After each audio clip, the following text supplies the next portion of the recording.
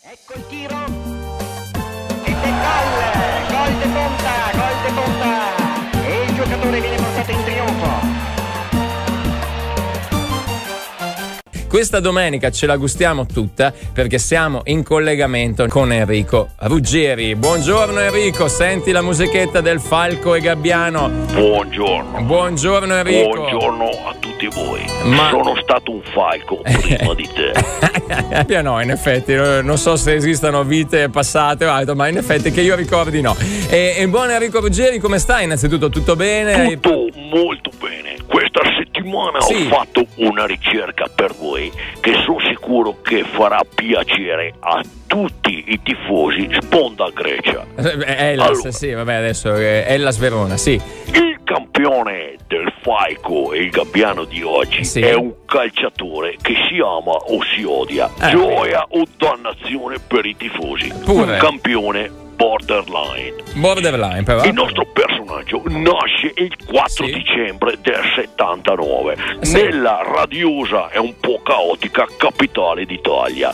La sua carriera inizia però nel 96 nella gloriosa SS Lazio. SS Lazio, beh, insomma. Ma facciamo un passo indietro. Andiamo a conoscere l'infanzia di questo futuro cannoniere. Siamo nelle ore di ricreazione di scuola. Tutti i ragazzini, si sa, si precipitano per improvvisare due porte da calcio poggiando le cartelle per terra. Compongono velocemente due squadre scelte recitando la nota filastrocca alle bombe del cannone. Ben boh. E poi via, si gioca.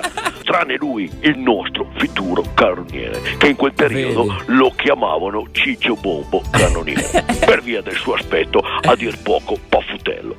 Infatti, mentre gli altri ragazzini improvvisavano una partitella di calcio, non appena ce n'era l'occasione, il nostro campione se ne stava in disparte gustandosi il panino con l'abbacchio e o cotiche, accuratamente preparato dalle sapienti mani della madre per la ricreazione. Il nostro Ciccio Bombo Cannoniere però inizia a spazientirsi di questo nomignolo e decide di averne abbastanza. Decide di togliere il Ciccio Bombo e di lasciare solo il cannoniere. Ed ecco il primo colpo d'ala. Nel giro di un anno perde molto peso, inizia a calcare i campetti di calcio e soprattutto accantona i panini con l'abbacchio e o le cotiche. Da qui è tutta un'ascesa dei campetti di Borgata fino alla mitica SS Lazio. A suon di gol. Il ragazzo ha fisico, classe, talento, uno di quelli che fa sportellate nelle aree avversarie e poi la mette dentro. Dalla Lazio inizia una lunga serie di spostamenti in giro per l'Italia. Mantova, Lecco, Treviso, Cosenza, Pro Patria, Pro Vasto, San Benedettese, fino ad approvare in riva all'Adige nella stagione 2007-2008 Serie C. Il nostro ex Ciccio Bombo e attuale cannoniere arriva carico di buone intenzioni e con un'eredità di 18 gol in 31 presenze. Pensa. Con la San Benedettese, appunto, mica poco, la sua miglior stagione di sempre. E lui è l'uomo giusto, un top player per la categoria, quello che ti può dare il colpo d'ala per risalire dall'inferno della Serie C. È quello che volevamo, insomma, Ma le cose non iniziano col piede giusto. Il ragazzo non ingrana. Il suo score in classifica cannonieri segna sempre un laconico 0. I tifosi si spazientiscono, lo fischiano, lo irridono. La società non riesce più a far da scudo.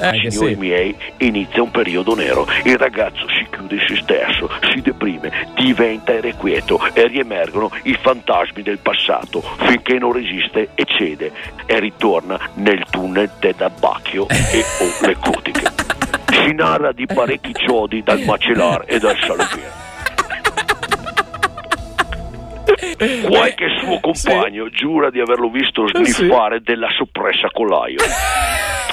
Qualcuno l'ha visto sotto un ponte mentre si iniettava 2 lugane crue. E il macellar de Cavalcascelle avanza da lui ancora 2 mese bestie e un maschio e 5 polabeti hamburghesi. Il ragazzo prende chili e forme, si allena poco, non rende, il suo score è sempre a 0. Si iniziano a dire dei cori di scherno, segna sempre lui, segna sempre lui. Ma il 18 maggio del 2008, ecco il colpo d'ala che tutti si aspettavano. È l'ultimo minuto della partita d'andata valida per rimanere in Serie C. Tutte le nostre speranze in questa battuta di Zaitu Live, tutti nell'area di rigore della Pro Patria, il pubblico incita, siamo sotto la curva, speriamo nel miracolo. Zaitu Live pronto a battere, nel frattempo in area ci si spintona, palla in mezzo, rete!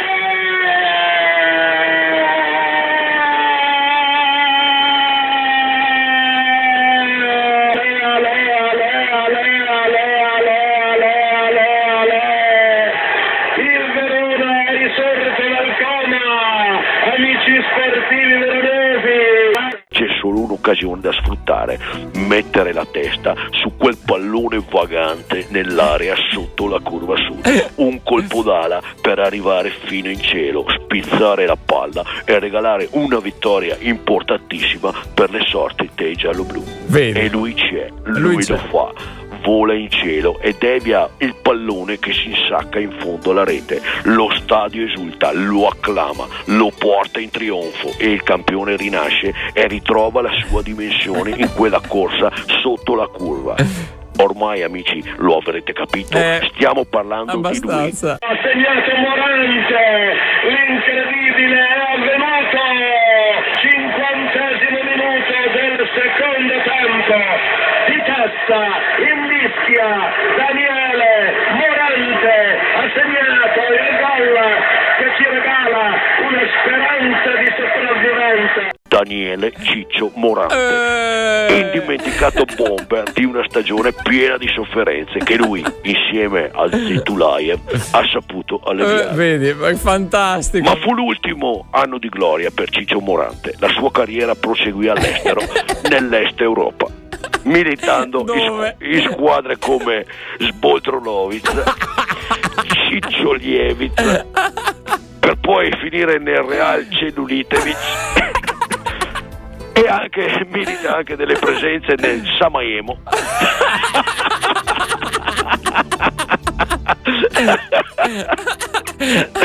nel Rodolowski, nel Magliglie dell'Amorevic, per poi finire nel Bison che Medagan Regoladavic e anche nel Arda che Bola che Goff.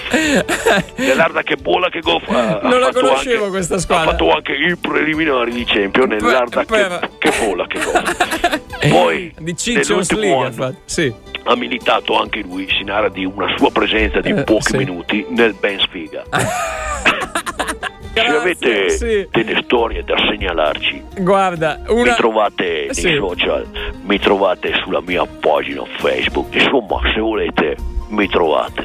Lanciateci qualche altro scoop che il nostro Enrico Ruggeri snocciolerà e dilungherà in questo suo racconto meraviglioso. Grazie Enrico, a domenica prossima. Grazie a voi, a domenica prossima. Grazie, ciao. Veramente commosso. Sono stato domenica prima di te. Soprattutto.